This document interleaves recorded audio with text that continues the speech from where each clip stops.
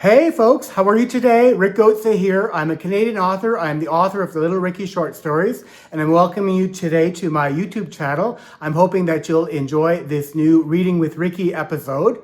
I am, as I said, a Canadian author. I live here in Toronto, Ontario, and I'm writing short stories, not for myself to become a famous and rich author, but to be able to use my talent in writing and telling stories to give back to society.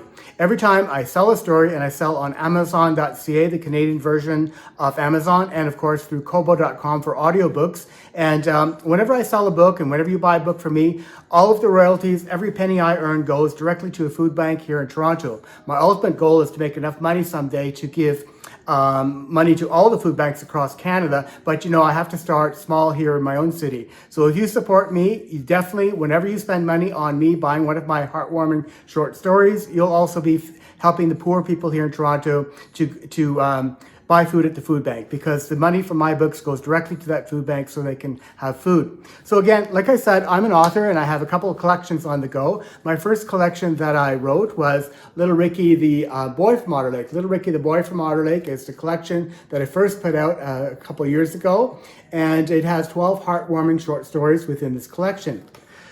Just last year in 2025, in the spring of this year, 2025, I also put out recently the sequels, Little Ricky, the Boy from Otter Lake, the sequels. And this collection is now equally available on Amazon and Kobo.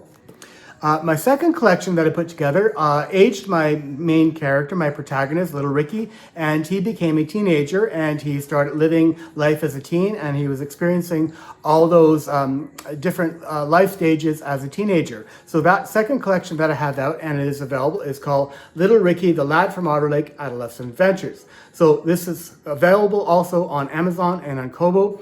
This collection, because the stories were so big and so interesting, it had to be broken into two parts. So it's sold in two parts. Part one contains the first 6 stories in the collection, and part 2 contains the second 6 stories. All of my collections will ultimately always have 12 stories, 12 short stories in each collection.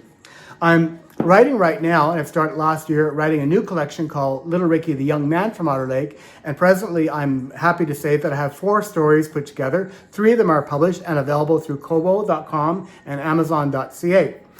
Today, in the Reading with Ricky episode, I want to focus on my first short story in that collection, and it is called Little Ricky, the Young Man from Otter Lake. Cancer hurts when the father's teachings touch the son. Very, very beautiful story of when a young man moves from the country town, which he knew and beloved after the death of his father. He moves to the big city, and he quickly learns what city life is all about. Of course, he keeps his ties to his hometown, because that little hometown of Otter Lake is so special to this character. And so this collection will involve the growing up of a young adult and all the things that we have to experience as we're going through life at that age of that tender age of between late teens, so 18 to say 30 years old. So basically, this is my new collection. It's the first story in my new collection, Little Ricky, the Young Man from Otter Lake. And today's Reading with Ricky is going to focus on this short story. Hope you'll stick around and enjoy how this story begins. I'll be right back.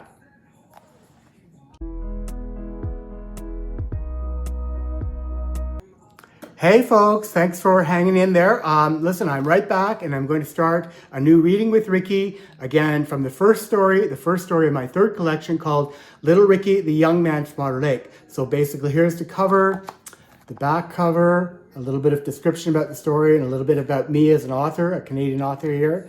And let's flip through here, and we'll have a quick look at the artwork inside. And here's some of the artwork that I have. So this artwork basically displays the journey of Little Ricky, the Young Man from Otter Lake. So let's have a peek here and see how the story goes. Story number 1, Little Ricky, the young man from Otter Lake. Cancer hurts when the father's teachings touch the son.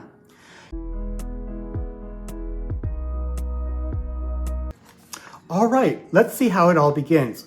Let's go through the description or the little teaser for this story, this very first story in Little Ricky, the young man from Otter Lake. Cancer's touch leaves deep scars, but the memories it leaves behind can offer solace amidst the pain.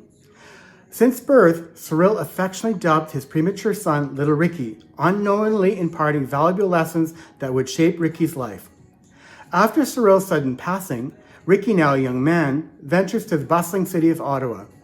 Despite always being prepared for anything, Ricky quickly realizes that there are challenges ahead.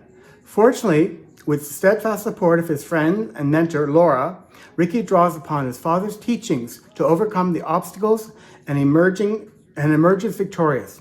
Thus, the boy from Otter Lake transforms to a resilient man, carrying with him the enduring legacy of his father's wisdom. Hang in, I'll be right back.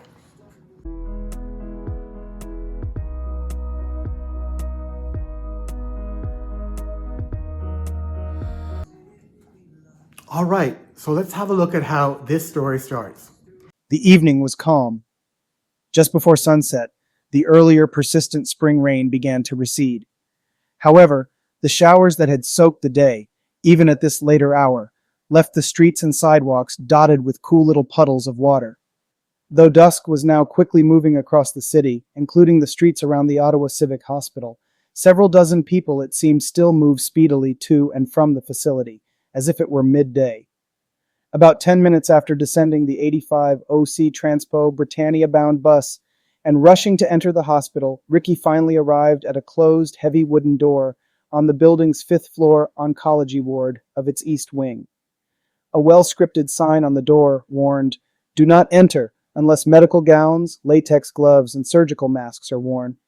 Ricky heeded the warning, and as such looked to his left and spotted the familiar cart parked adjacent to the door. This trolley was heaped, as usual, with all of the things visitors needed to wear in order to visit a patient. The lad moved unhurriedly toward the cart, and then dressed himself in a lemon-yellow gown, blue latex gloves, and a baby blue surgical mask. In an instant, he rapped at the door. When there was no answer, he slowly pushed the heavy door open and went inside. In a bed that flanked the window, he found his father, Cyril, whose chest was raising and falling as he breathed in and out in a gentle sleep. Ricky moved toward the bed and gently grasped his father's hand, squeezed it softly, and whispered, "Hello, Dad, I'm sorry that I am so late. It took me forever to cross the city due to the rain. It seems the city slows to a snail's pace when it rains."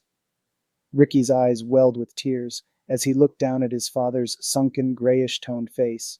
Cyril, now awake, slowly turned his head and forced open his eyes.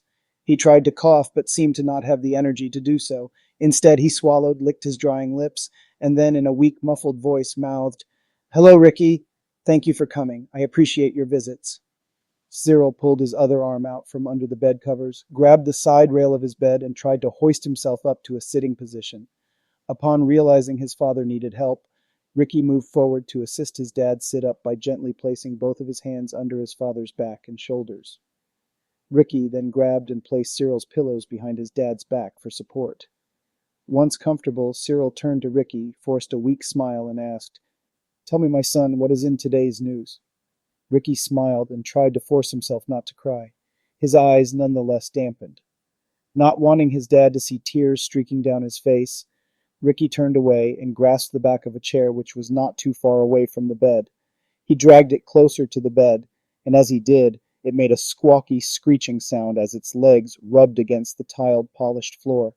After sitting and wiping his eyes with the back of his sleeve, Ricky cleared his throat and responded, "Well, Dad, I just came from visiting Chris at the General. He is okay. He was mixed up tonight, but he did tell me to tell you that he loved you." Cyril smiled upon having the news of his second eldest son, Christopher. Cyril closed his eyes and murmured, "That makes me happy." Ricky reached out and touched his father's shoulder softly, and then continued, "I had news from home in Otter Lake last night. I spoke with Mom. She said to tell you that everyone is getting along, that they miss you, and that your recent chemo and radiation treatments should help you feel stronger. Mom spoke with your doctor yesterday, and she says your treatments will help slow your cancer. Mom and the rest all expect to drive to Ottawa to visit you this upcoming weekend. Cyril opened his eyes and turned slightly to look at his youngest son, Ricky. He raised his tissue-filled hand to wipe the tears that were engulfing his eyes and replied, "That is good, my boy. It will be nice to see them all." "I'm worried about them, Ricky. I'm hoping that they will get along." "I'm not so worried about you. You are strong-willed and will get along just fine. I am proud of you, my son." This was one of the last conversations had between father and son. I hope you enjoyed this reading with Ricky. It's something that I enjoyed creating. It was a very touching story. It is a fictional story, but it's based on my own relationship with my father when my father died of bone cancer many years ago. So again, this is Little Ricky, the young man from Otter Lake. It is Cancer Hurts, but when the father's teachings touch the son.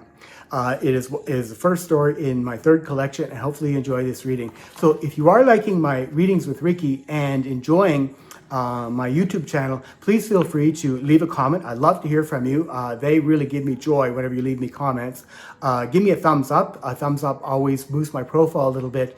And if you want to get notified about my new upcoming videos on my YouTube channel, subscribe. Please subscribe to my channel, and of course, click that bell, and that way you'll get notified when I upload new videos. Anyway, wishing you all a very happy day. I hope that you enjoyed this Reading with Ricky episode today. Thank you. Bye-bye.